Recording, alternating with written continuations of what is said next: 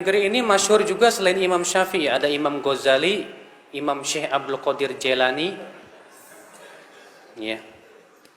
Kenapa Salafi tidak ikut ajaran Imam Ghazali dan Syekh Abdul Qadir Jailani? Antum udah pelajari belum? Siapa Imam Ghazali dan siapa Syekh Abdul Qadir Jailani? Syekh Abdul Qadir Jailani itu di atas madhab Imam Ahmad bin Hanbal. Beliau madhabnya Hambali, Hambaliyul madhab. Dalam masalah akidah, beliau ditanya, sebagaimana disebutkan oleh Imam Adz-Dzahabi dalam kitab Syiar A'lamin Nubala. Ya, ketika menerjemahkan biografi Syekh Abdul Qadir Al-Jilani, yang benar Al-Jilani, bukan Al-Jaye, yang benar Al-Jilani, dari negeri Jilan. Ya. Beliau ditanya, "Fama aqidatuka ya Syekh?" Apa akidahmu hai Syekh? Faqala, maka beliau menjawab, "Aqidati aqidatus sahabah." Akidahku, aku ikut para sahabat. Kalau gitu antum ikut si para sahabat, jangan hanya sebatas Syekh Abdul Qadir Jilani. Saya punya bukunya yang ditulis oleh siapa, Imam Abdul Qadir Al-Jilani, judulnya Al-Gunyah.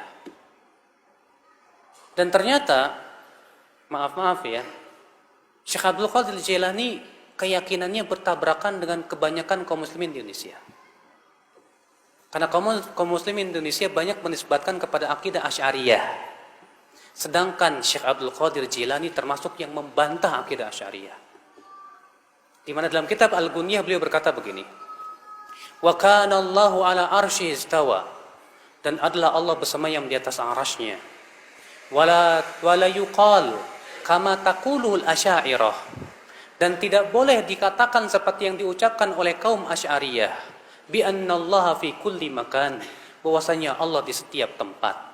Jelas, kalau antum enggak percaya silahkan rujuk kitab Al-Gunyah tulisan Syekh Abdul Qadir Jilani. Tegas di situ beliau mengatakan begitu. Saya pernah, Pak, maaf saya di salah satu kiai di kampung saya, dia mengkafirkan saya. Hanya saya berkeyakinan bahwa Allah bersemayam di atas arsy. Kata dia, Ustadz Badrul Salam itu kafir. Masa dia mengatakan bahwa Allah bersemayam di atas arsy? Ya. Saya bilang, kalau gitu kenapa Bapak tidak mengkafirkan Syekh Abdul Qadir Jilani? Bapak mengagungkan Syekh Abdul Qadir Jilani. Oh, itu kutub. Ya, wali itu wali. Dalam dunia tasawuf, Syekh Abdul Qadir Jilani itu disebut dengan apa? Al-Ghauth, kutub. Walinya para wali. Sampai derajat yang paling tinggi, Pak. Sampai disebutkan dalam manaqib Syekh Abdul Qadir Jilani, katanya Syekh Abdul Qadir Jilani menempeleng malaikat maut. Ya. Hebat.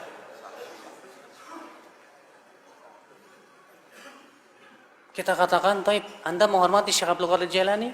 Syekh Abdul Qadir Jilani mengatakan Allah bersemayam di atas arsy. Kenapa Anda tidak kafirkan sekalian?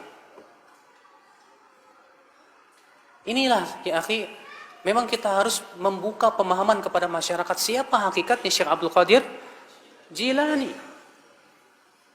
Dan Syekh Abdul Qadir Jilani itu hidup setelah imam yang 4. Makanya disebut bahwa beliau di atas fikihnya dalam masalah madhab, beliau madhab Imam Ahmad bin, bukan Syafi'i beliau, tapi Hambaliyul madhab. Ya. Imam Ghazali di akhir hayatnya beliau sibuk dengan membaca Sahih Bukhari. Dan ketika beliau wafat, beliau mengatakan, "Aku wafat di atas ini." Beliau meninggal dalam keadaan mempelajari Sahih Bukhari. Karena beliau sebelumnya hidupnya habis dengan mempelajari ilmu filsafat. Habis hidupnya untuk membantah ilmu filsafat sampai beliau sendiri bingung. Akhirnya beliau kembali kepada Sahih Bukhari.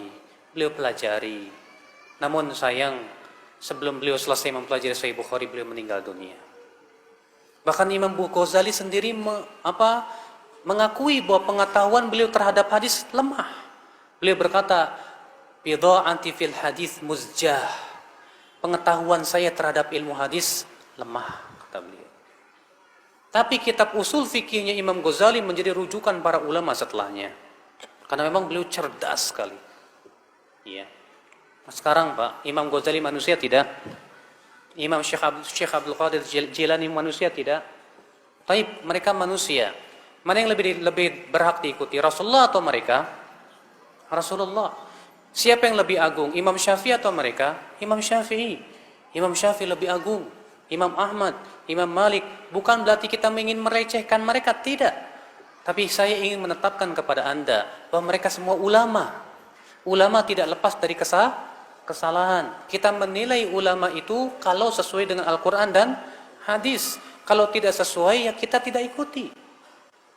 Makanya kalau Anda berkata, kenapa kamu tidak mengikuti Imam Ghazali? Saya tanya, Imam Ghazali ikut siapa?